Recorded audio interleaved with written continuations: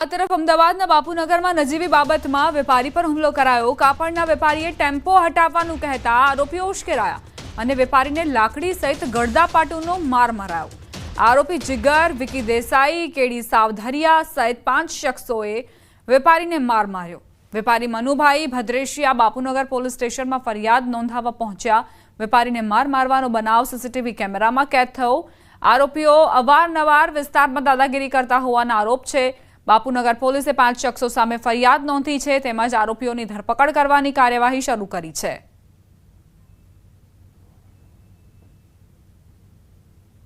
ત્યાંથી કોઈ પસાર થતું હશે અને ટેમ્પો રસ્તામાં નડતો હશે એ બાબતે લોકોને બોલાચાલી થયેલ। ત્યારબાદ જે જીગર દેસાઈ, વિકી અને કેડી સાવધારિયા એ 3 તેમજ એના 2 મિત્રો કુલ 5 જણા ભેગા થઈને આ ટેમ્પો એ લોકો રસ્તામાં મૂકવા બાબતે ઝઘડો થયેલો હતો। એ લોકો પાસે મારામારી કરેલી હતી। એ બાબતે બાપુનગર પોલીસ વિસ્તારમાં 30 તારીખના રોજ એમની વિરુદ્ધ ગુનો દાખલ કરવામાં આવેલો છે અને આરોપી ધરપકડ કરવાની કાર્યવાહી ચાલુ છે। માથાકૂટમાં એવું હતું, ખાલી રિક્ષાને આગી પાછી લેવાની બાબતમાં સામેવાળા વ્યક્તિએ 3-4 લોકોને બોલાવીને માથાકૂટ કરી હતી, મારામારી કરી હતી। કોણ હતો અને શું કામ કર્યું? પાણી નીચે આપવા આવે માણસ હતો, બીજો કોણ હતો કોઈ આપણને પરિચય નથી।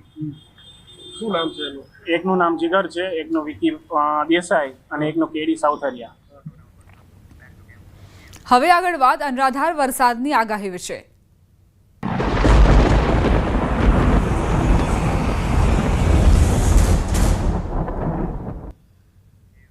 8 કલાકમાં 75 તાલુકામાં વરસાદ ખાબકશે તેવી આગાહી। ડાંગના સુબીરમાં 4 ઇંચ જેટલો વરસાદ ખાબક્યો છે। ડોલવણ અને વાલોડમાં 2.5 ઇંચ જેટલો વરસાદ વરસ્યો।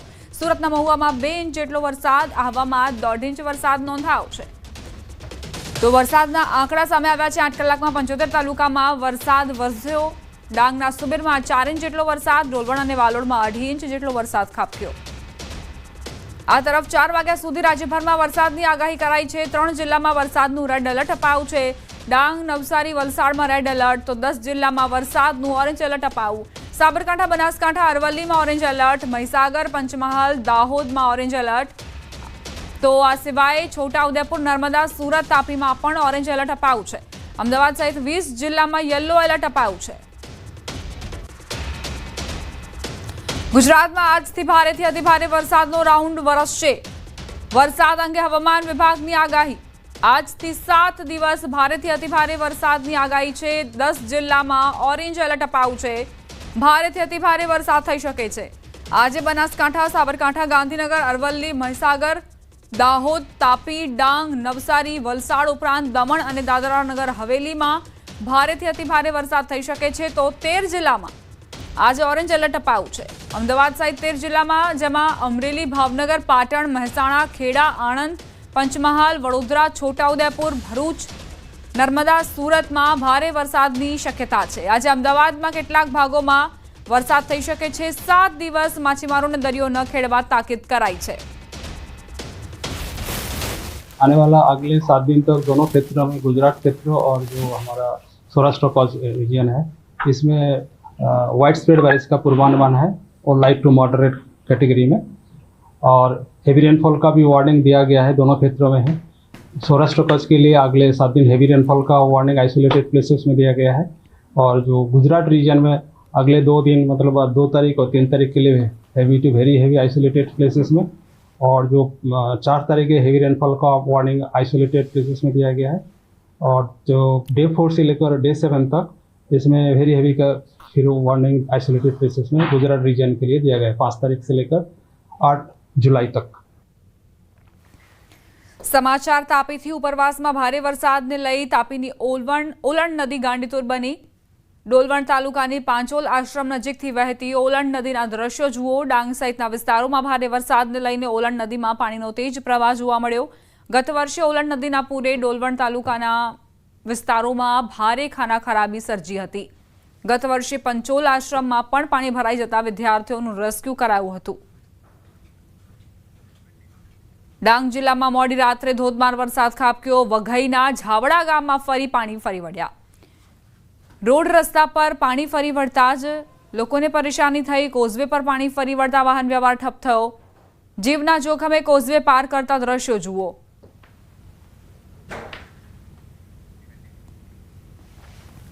દક્ષિણ ગુજરાતના કેટલાક ભાગોમાં વરસાદી માહોલ છવાયો છે. ડાંગ જિલ્લામાં સાર્વત્રિક વરસાદી માહોલ, તેમાં પણ ગિરિમથક સાપુતારા ખાતે વહેલી સવારથી ધોધમાર વરસાદ વરસ્યો. સાપુતારા સહિત તળેટી વિસ્તારમાં ધોધમાર વરસાદ ખાબક્યો. સતત વરસાદથી સાપુતારા પાણી થયું. ભારે વરસાદના પગલે અંબિકા નદી બે કાંઠે વહેતી થઈ. વરસાદના પગલે અનેક ધોધ સક્રિય થયા. પ્રવાસીઓ માટે ડાંગ જિલ્લો આકર્ષણનું કેન્દ્ર બન્યું. ગુજરાતમાં વરસાદી માહોલમાં હાલ ઘણી જગ્યાએ આહલાદક દ્રશ્યો જોવા મળી રહ્યા છે. વરસાદી માહોલમાં નદી નાળા અને ઝરણા જીવંત બન્યા છે. ડાંગ જિલ્લામાં વરસાદના પગલે અનેક ધોધ સક્રિય થયા. ડાંગ જિલ્લાના ગીરાધોધ બાદ અનેક ધોધનો નજારો ડાંગમાં જોવા મળ્યો. વઘઈ તાલુકાના કુંડમલ ગામે આવેલો ભાવરકડા ધોધ જીવંત બન્યો. આ ધોધનો અનોખો નજારો હાલ પ્રવાસીઓ માટે આકર્ષણનું કેન્દ્ર બન્યો છે. સમાચાર ભરૂચથી, જ્યાં વરસાદી સિઝનમાં ડહેલી ગામના લોકો માટે મોટી સમસ્યા ઊભી થાય છે. આ વિસ્તારના લોકોમાં કોઈ મરણ થાય તો ધસમસતા પાણી વચ્ચેથી નનામી કાઢવી પડે છે.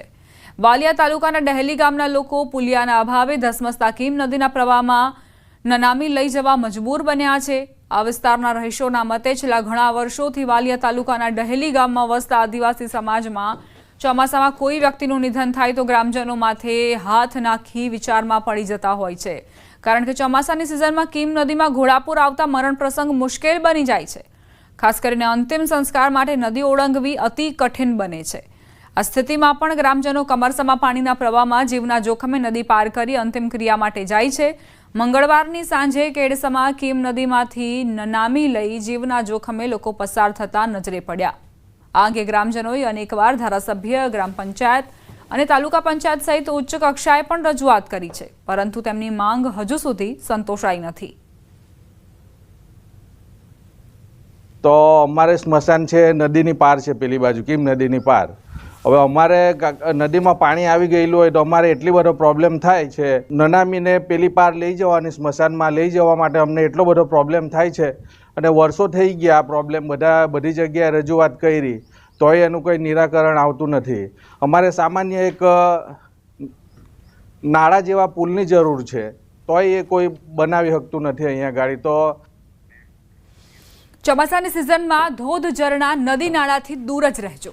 સોશિયલ મીડિયામાં પ્રસિદ્ધ થવાના ચક્કરમાં કેટલાક લોકો જીવને જોખમમાં મૂકતા ખચકાતા નથી. દાહોદના કાલી ડેમ પાસે આવા જ કેટલાક દ્રશ્યો જોવા મળ્યા. રીલ બનાવવાની ઘેલછામાં કેટલાક લોકો જીવને જોખમમાં મૂકતા નજરે પડ્યા.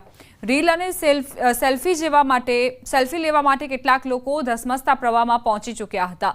પાણીનો પ્રવાહ વધે તો લોકોનો જીવ જોખમમાં મુકાવાની શક્યતા હતી. ન્યૂઝ 18ની સૌને અપીલ છે કે ચોમાસાની સિઝનમાં પાણીના પ્રવાહની નજીક ન જાઓ, નિયમોનું પાલન કરો.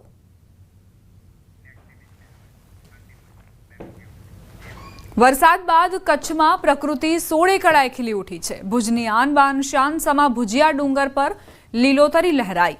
ભુજિયા ડુંગર પરથી સમગ્ર ભુજ શહેરનો જોવા મળે છે નજારો. ડુંગર પરિસરમાં લીલોતરી છવાઈ જતા આહલાદક દ્રશ્યો સામે આવ્યા. રાજાશાહી સમયનો ભુજિયો કિલ્લો ભુજની ઓળખ છે. રાજાશાહી સમયમાં યુદ્ધ વખતે ભુજ શહેરનું આ કિલ્લાએ રક્ષણ કર્યું છે. તો કઈ રીતે ભુજિયા ડુંગરની આસપાસ લીલોતરી પથરાઈ છે, કુદરત સોળે કળાએ ખીલી ઉઠી છે. ડુંગર પરિસરમાં લીલોતરી છવાઈ છે, જેની મજા માણવા માટે પ્રવાસીઓ પણ અહીં આવી રહ્યા છે. આહલાદક દ્રશ્યો જોઈને તેઓ પણ મંત્રમુગ્ધ થઈ જાય છે. રાજાશાહી સમયનો ભુજિયો કિલ્લો, જેણે યુદ્ધ વખતે ભુજ શહેરનું રક્ષણ કર્યું હતું, તે પણ એક આકર્ષણનું કેન્દ્ર બન્યું છે.